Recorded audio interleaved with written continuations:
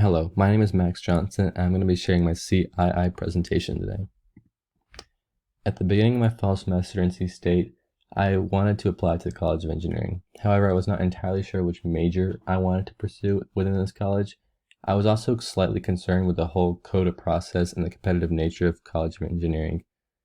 However, as I progressed through my first semester in NC State and took classes such as Chemistry 101 and Calculus 141 and 241, it came to the realization that these were the types of classes I wanted to continue taking and eventually serve as a foundation for my job. I also talked to Dr. Galati about chemical engineering and decided that this was the field that I wanted to pursue while I was at NC State.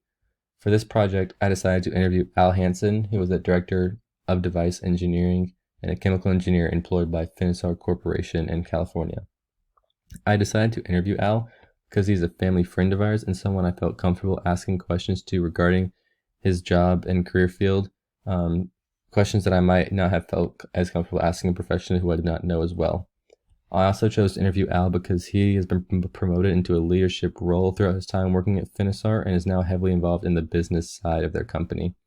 I've always been intrigued by business, so interviewing Al was the perfect candidate for me. Al Hansen is the Director of Device Engineering at Finisar Corporation, as I stated earlier. He earned a master's in chemical engineering from the Illinois Institute of Technology and later a PhD in chemical engineering from the University of Illinois. Job duties he is a process integration engineer.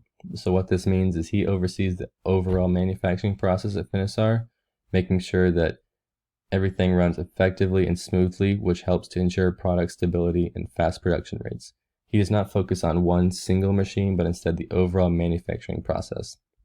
Helpful skills for this job include having a deep technical and chemical understanding of the project, problem-solving skills, and ability to think ahead and see the overall picture.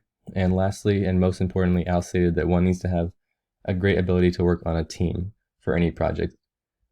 The most rewarding part of the job, according to Al, was being able to see what he is manufacturing in his job being used in everyday life. So in this particular case, Al makes chips that go inside of modern day cell phones and computers. So being able to see his family members and friends using cell phones and computers on a day-to-day basis, knowing that the chips he is manufacturing are in these, is a rewarding side of the job for him. Reflecting on this interview, Al stressed the importance of getting an internship or some sort of experience outside of a standard college degree. Basically pursuing every opportunity to the best of your ability to ensure that you stand out in a pool of other candidates. He also encouraged obtaining a PhD in chemical engineering because it pays better and typically allows for higher level entrance into a company rather than those who come into a company straight out of a college degree. It even helps to jumpstart, as people with a PhD usually get into leadership roles faster than those who come out with just a master's degree in the same major.